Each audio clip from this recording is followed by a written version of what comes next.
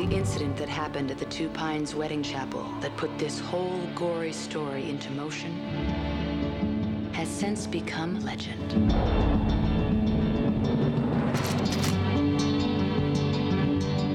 Volume 1 is the questions, Volume 2 is the answers.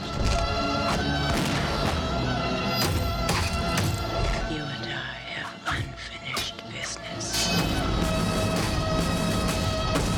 Movies are actually very different from each other, so it's actually kind of cool. Splitting them in half and kind of validates it. So it all suddenly seems so clear.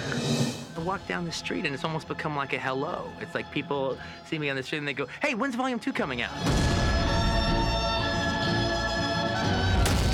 Oh, February, wasn't it? No, it's gonna be April. Well, why so long? We're making it, dude. I've killed a hell of a lot of people to get to this point, and I am gonna kill Bill. The first movie sets up the mythology of that this whole tale will take place in.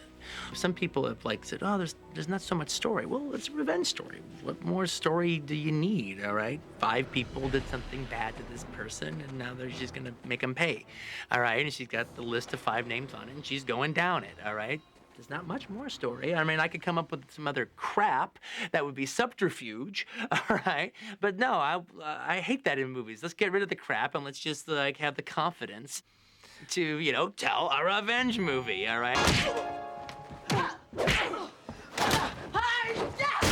first one is just straight ahead like that. And what it is teaching you while it's going on this forward momentum of revenge story is you're learning the mythology about these characters and the world that this movie takes place in. The second movie, now you've got the world. Now you've got the setup. You've got the idea of the story, all right? And now you get to know the characters. When will I see you again?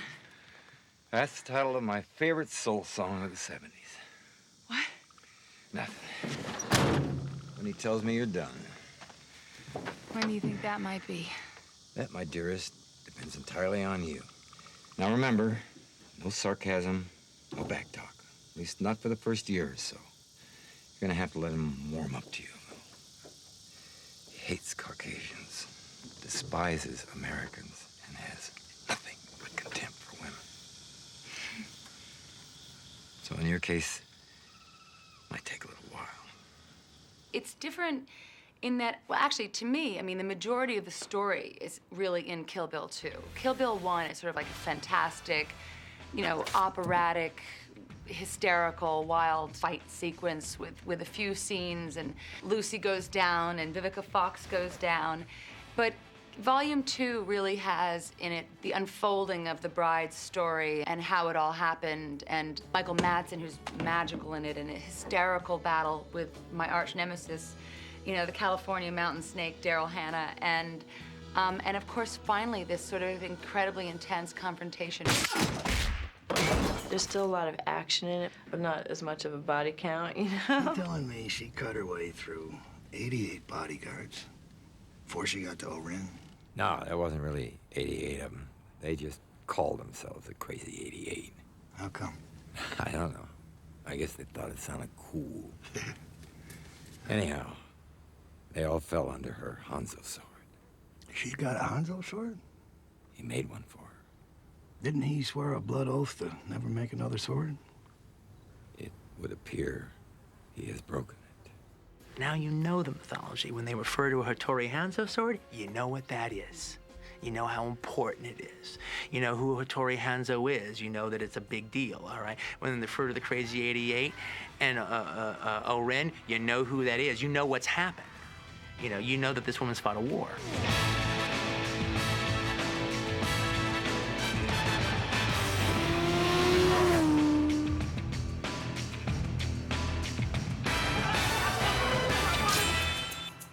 The essence of a Tarantino movie is not the violence, not the action.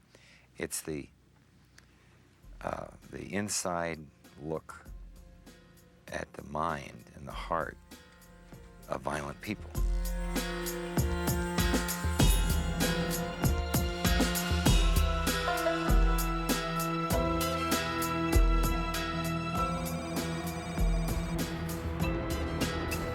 All the people that thought that Uma just really like raised the bar and kicked serious ass as the bride, just, you ain't seen nothing yet. I've never seen anybody work as hard as she worked in the workouts and in the picture. I mean, this has got to be the hardest picture that anybody has ever done. And she's just a trooper through it all. In Kill Bill 2, you know, the bride has to really fight to survive. Hello, can I help you? Hello, I'm Karen Kim. I'm the hospitality manager of the hotel. I have a welcome gift from the management. That's nice. Can you just leave it by the door?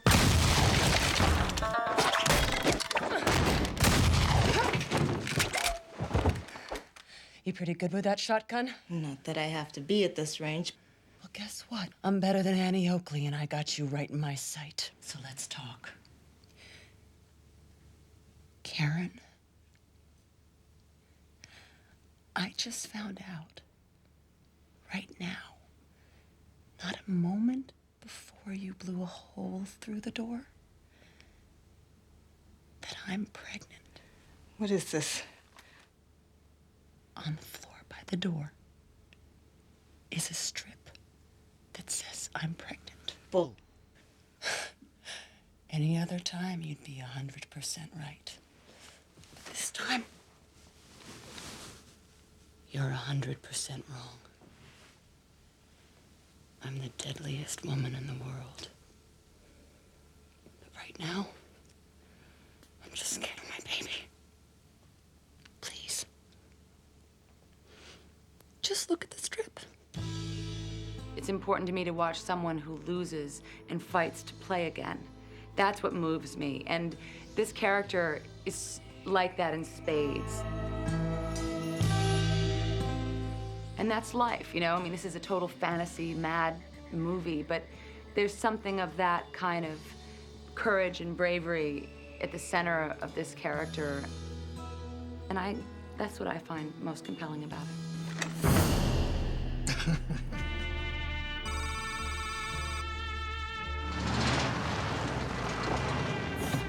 I'm really proud of Michael Madsen's character work in this movie. You know, it's like we haven't worked together since Reservoir Dogs. It's been 10 years since Reservoir Dogs. And I think there's a lot of anticipation about us working together again. Michael, the shot looks like you're in an Anthony Mann movie, man. It's really cool. I think my fans have been waiting for me to, you know, do something with Michael. Michael's considered one of my actors. It's kind of like we never really lost touch with each other. It was neat, though, to really take Michael to a further place, you know, because, like, you know, Michael's like just the king of being cool in movies and stuff.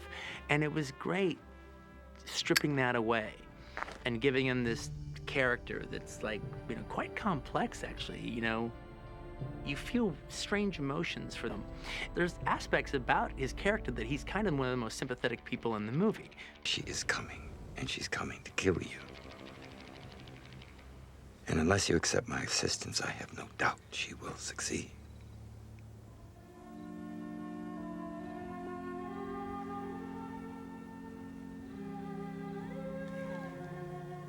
I don't dodge guilt, and I don't get out of paying my comeuppance.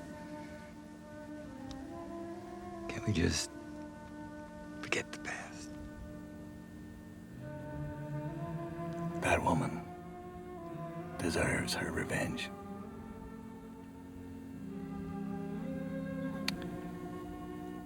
And we deserve to die.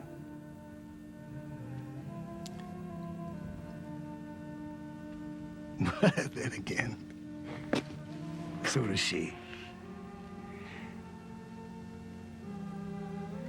So I guess we'll just see, won't we?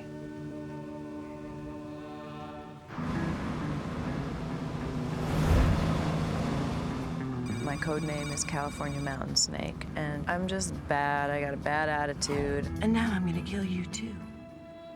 With your own sword, no less. Which in the very immediate future will become my sword. I've never really played a full-out villain before, so I was really excited when I realized what a badass she was. I just love the idea of getting to play such a tough and physical character as well. I might never have liked you. Point in fact, I despise you. She's got a problem with the bride because the bride used to be Bill's girl and now she's Bill's girl. Elle, you're going to abort the mission. We owe her better than that. Oh, you don't owe her! She really wants to be the one to finish her off. Thought that was pretty funny, didn't you? Word of advice. Don't you ever wake up. She is ice cold. What's cooler than cool, right? Yeah. What's cooler than cool? Elle Driver. Daryl's sort of the opposite number in that she's an extremely dirty fighter, you know? So when the two of them finally collide, it goes down to a very low level. The fight between Daryl Hannah is like the big fight of Volume 2. And it's the fight that has to kind of top the House of Blue Leaves, not in grandeur, but like in emotion, all right? Because you want to see these two fight, all right? You want to see her kick Elle Driver's ass. It's dramatic and it's satisfying, and it's brutal. What do I call it? The War of the Blonde Gargantuans, you know? Two Amazonian chicks just beating the hell out of each other.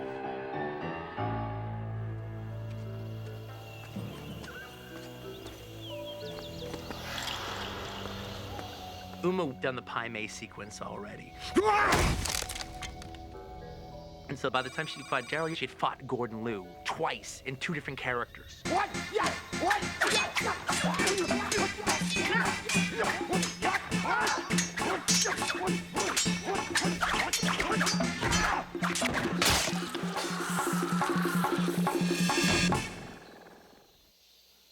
The character of Pai Mei is not an original character. He was in a bunch of Shaw Brothers films before.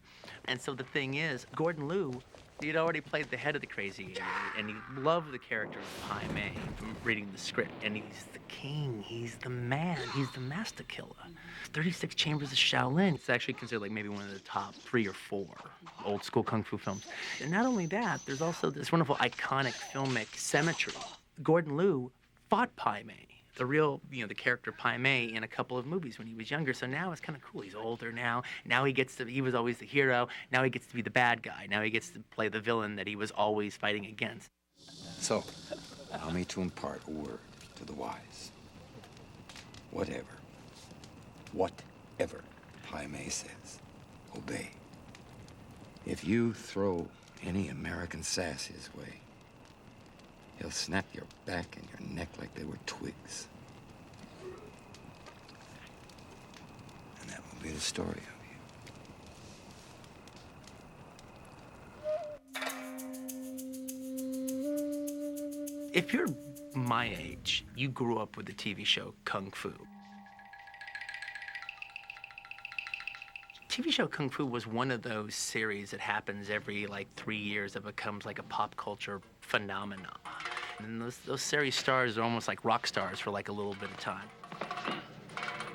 David Carradine was a total rock star. Bill's the part of a lifetime. I was, a couple of days ago, we started shooting this scene. And Quentin, you know, takes you aside and talks to you about the scene. And he said, you know, I think this is the best scene in the picture for you. And I said, I think it's the best scene in my whole career. Uma is having a wedding dress rehearsal, and she hears his flute music.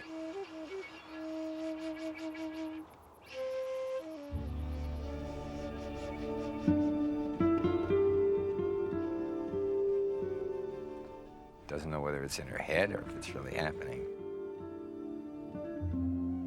She comes out, and there I am, and we have this very romantic reunion.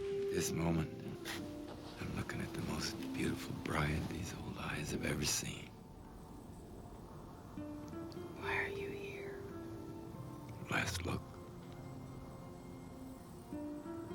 Are you gonna be nice? I've never been nice my whole life.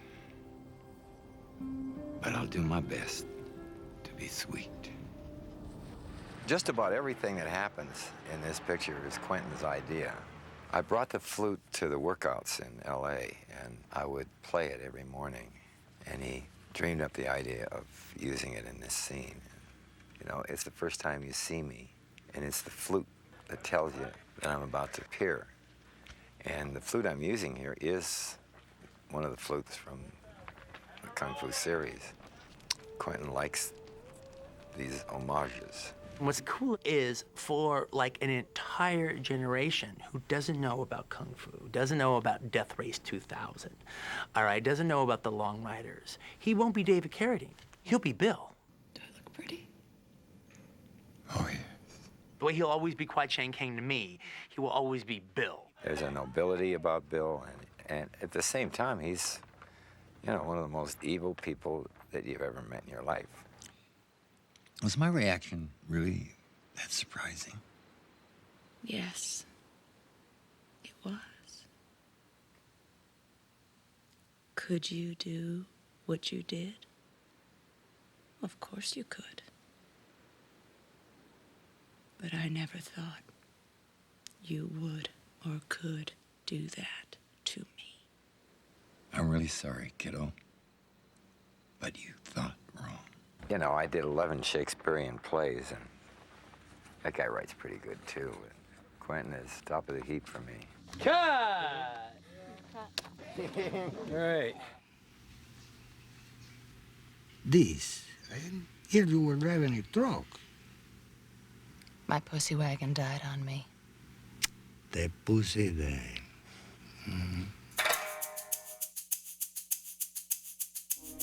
I've always thought Michael Parks is one of the greatest actors in the world. I think he's just as good as, and every bit as good and as talented as Dustin Hoffman, or Harvey Keitel, or Robert De Niro, or Al Pacino, or any of those guys.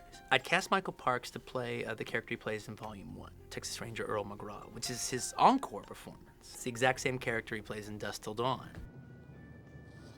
Get my hands on him crazy, sick fucking bastards payback time. I mean, This ain't no squirrely amateur. Just a worker with a solid dog. So he's cast in that role, and then we have the script reading, where all the actors all sit around a table and you read the script from beginning to end. And so what happens is you have all these like little tiny parts that you're not bringing those people there, so you just like, hey, you take this one, you take that one. Sometimes people can't show up. So I had actually cast somebody to play the character of Esteban Vejeo, the Mexican pimp, who was Bill's first father figure. And so what happens is that actor that I had cast couldn't make it, all right? And so I go, hey, Michael, would you take this part? And so he took it, and he was so great reading it. He was so terrific. I said, okay, pay that other guy off. Michael's got the part. I must warn you, young lady, I am susceptible to flattery. How may I be of service to you? I love the idea of him being in both movies. I love the idea of having the same actors play different roles. Just make them, just really give them real good character stuff. All right, and I did that. And it's one of the best scenes in both movies, as far as I'm concerned. I wasn't trying for this, but it kind of does have this weird Sam Peckinpah meets almost Apocalypse Now or something. I mean, I could almost imagine Martin Sheen's boat going upriver and stopping at a cantina, and Michael Parks' character would be there. I mean, wouldn't be inappropriate. If we have met when I was back in business, you would have been my number one lady. It was pretty cool. That's Uma's last scene she did, acting scene, in the movie. And she's such a badass in that scene. It's like she's been playing the bride so long, she was no longer playing the bride. She was just the bride, all right? And she goes toe-to-toe with him. It's terrific. What were we talking about?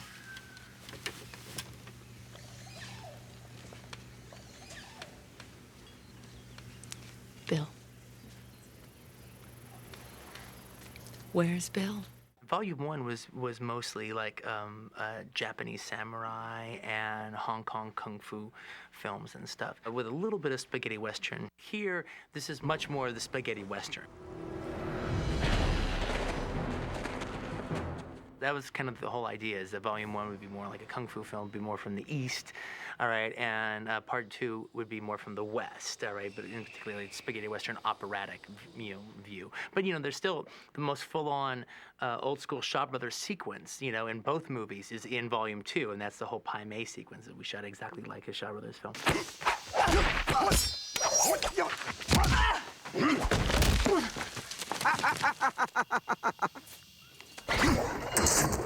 Okay, still rolling. Come back down. Let's do it again. Quick.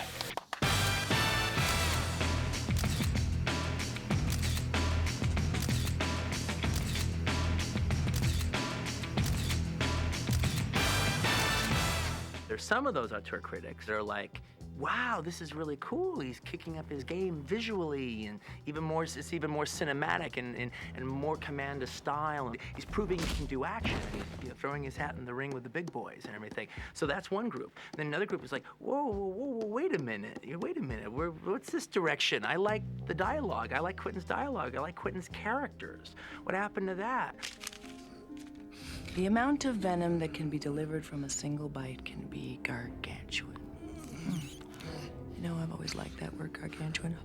I so rarely have an opportunity to use it in a sentence. Quentin loves movies so much, and he's just enjoying every second. Fantastico! Fantastic! Fantastic! That was the bomb. That's a great thing. Bomb is good. That was excellent. That was excellent. Let's do one more. All right, we'll turn around. I mean, I opened the script, what am I going to see? It's literature, and it's worked out to the last possible detail, and that's how he directs. Nothing is left to chance. Everything is completely worked out. He hits you, and you just boom, just like straight down. Okay.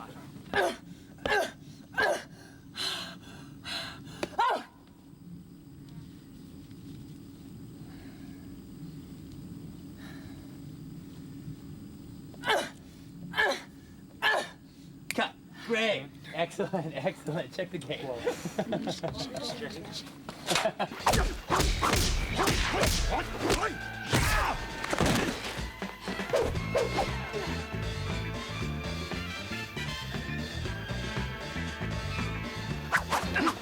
In the script, actually, the fights are described in detail. Basically, he designed the fights.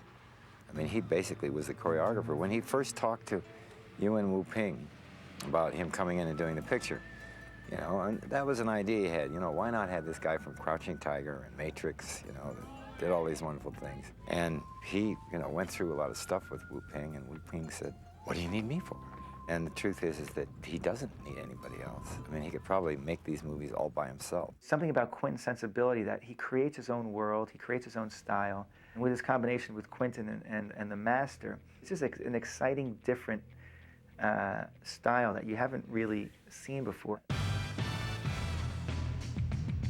Volume 1 was like the first time I'd ever used any kind of like original music in the movie, and it was the RZA, the Wu-Tang Clan. So now, when it came time to do Volume 2, RZA's still on board, all right, and does a few moments in there. But Robert Rodriguez approached me, Robert's been doing the scores for his movies now for like at least the last 4 movies, if not longer. He came up to me and goes, you know what, Quentin, let me write a score for you. I want you to have that experience, so you know what it's like, all right? And I said, I'll make you an offer you can't refuse. I want to be involved in that movie. I'll write you a score for free. If you like it, you can keep it. If you don't, it's good practice for me. So he said, free score, all right. How can you say no to that? So I started scoring before I even saw the footage. I just would score to the script, figuring how he might shoot it. He came back to me and said, the second movie's more emotional, has a lot more dialogue. He just let me run at it. And some stuff he had real specific ideas for, and other stuff he just said, give it a try.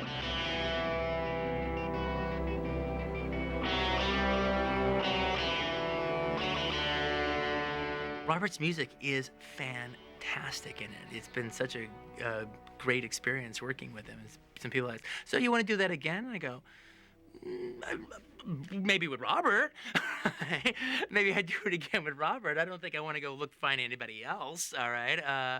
But Robert's my best friend, so it was like so much fun. Quentin isn't just a director, he's a collection. He was the only one in the world that could make the picture. He couldn't give this couldn't give Kill Bill to another director and say, make this movie, because they would probably be too afraid.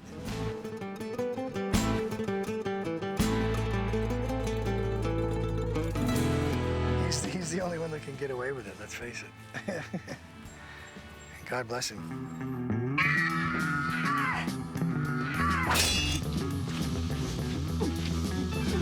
It certainly is an intensely sort of empowered female movie.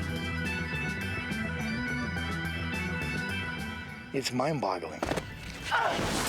Kill Bill is kung fu, samurai, revenge, kick-ass, chick, take no prisoners movie. Pretty cool, huh? Baby, you ain't kidding.